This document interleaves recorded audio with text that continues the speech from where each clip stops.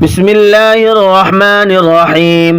جو بادکش تھے پرانے وہ اٹھتے جاتے ہیں، کہیں سے ڈھونڈ کے آب دوام لا ساقی۔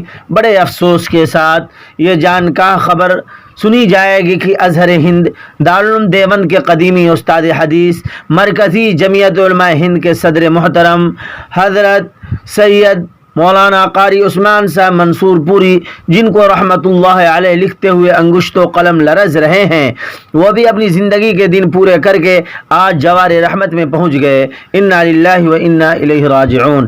ہائے افسوس! اللہم اجرنا فی مصیبتنا ھذا واخلف لنا خیرا منہا۔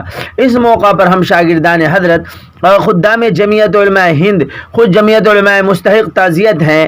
امت ہندیہ کے سر سے ایک سایہ دار درخت کے اٹھ جانے سے ہم خود یتیم ہو گئے ہیں۔ جانے والوں کے جانے سے امت میں پیدا ہونے والے خلا کو پر کرنے والے نظر نہیں آتے۔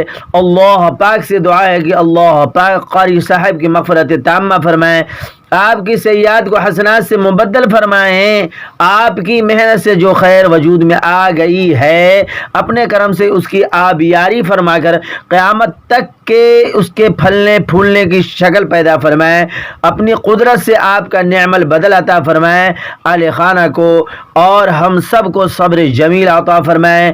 امت مسلمہ سے اور بالخصوص حضرت کے شاگردان و متعلقین اور خدام جمعیت سے گزارش ہے کہ وقت کم از کم 3 مرتبہ سورہ اخلاص قل هو اللہ احد اللہ الصمد لم یلد ولم یولد ولم یکن له کفوا احد۔ بسم اللہ الرحمن الرحیم قل هو اللہ احد اللہ الصمد لم یلد ولم یولد ولم یکن له کفوا احد۔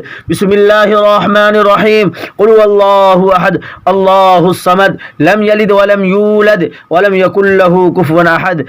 آپ سب لوگ بھی 3 مرتبہ پڑھ کر کے حضرت قاری صاحب کو ایصال ثواب فرما دیں اور دعا فرما دیں کہ اللہ ان کے پسماندگان میں صبر جمیل عطا فرمائیں۔